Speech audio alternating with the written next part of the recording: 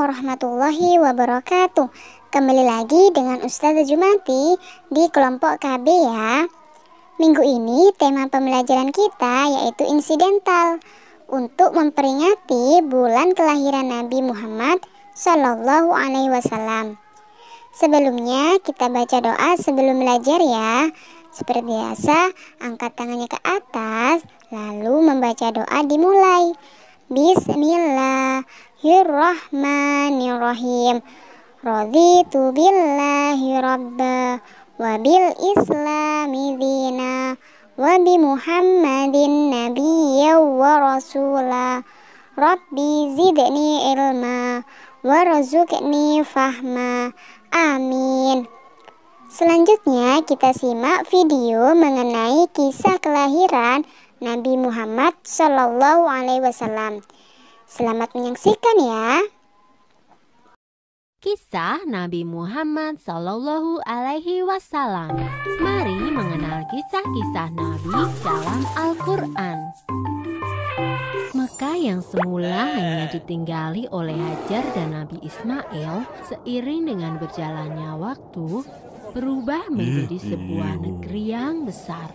Berkat doa Nabi Ibrahim, negeri itu sungguh mendapatkan berkah dari Allah. Masyarakatnya hidup dalam kecukupan dan sejahtera.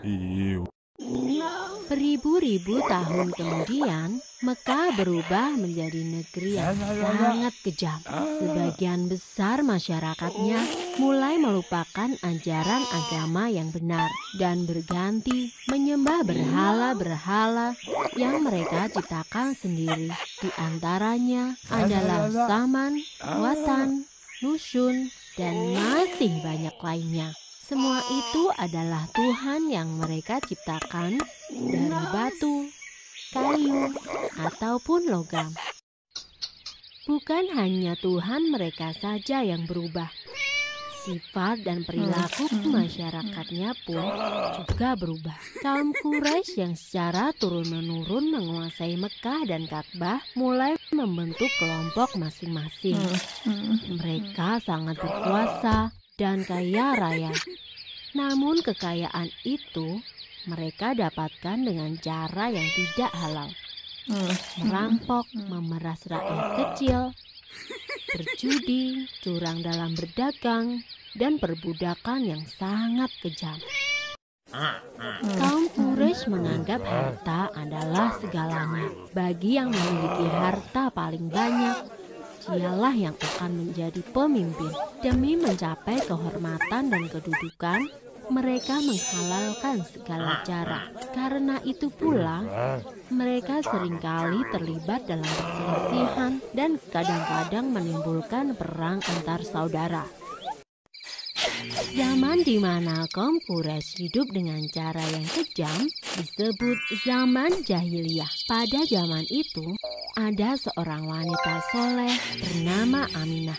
Suaminya bernama Abdullah. Pada saat Aminah mengandung, sang suami jatuh sakit dan akhirnya pun meninggal dunia. Aminah merasa sangat sedih karena harus hidup sendirian. Pada suatu malam, ia bermimpi melihat bulan jatuh ke pangkuannya. Menurut ahli tafsir mimpi, kelak anak yang dikandung oleh Aminah akan menjadi orang yang dihormati. Mekah dan Ka'bah semakin ramai dan berkembang. Orang dari segala penjuru selalu berkunjung ke Mekah untuk beribadah dan juga berdagang. Kemajuan Mekah membuat Abraha, seorang gubernur di Yaman, merasa kesal. Ia telah membuat rumah ibadah yang jauh lebih besar dan lebih megah daripada Ka'bah. Namun, tidak ada satupun orang yang mau beribadah ke Yaman. Abraha lalu memerintahkan agar semua pasukannya bersiap-siap. Mereka akan menyerang Mekah dan menghancurkan Ka'bah. Abraha dan pasukan bergajahnya menyerbu Mekah dengan penuh kesombongan. Ketika ia akan menghancurkan Ka'bah, tiba-tiba datang ribuan burung ababil. Burung-burung itu membawa batu-batu berapi dari neraka. Kemudian batu-batu itu dilemparkan ke arah pasukan gajah Abraha. Dalam sekejap mata, pasukan Abraha berhasil dikalahkan dan Ka'bah pun dapat diselamatkan. Tahun itu kemudian disebut dengan Tahun Gajah. Pada Tahun Gajah itu pula, Aminah melahirkan putranya. Ia memberikan nama Muhammad, sebuah nama yang tidak lazim untuk anak-anak kaum Quraisy. Ialah Nabi Muhammad, Nabi terakhir yang diutus oleh Allah. Ia dilahirkan pada hari Senin 12 Rabiul Awal Tahun Gajah. Selesai.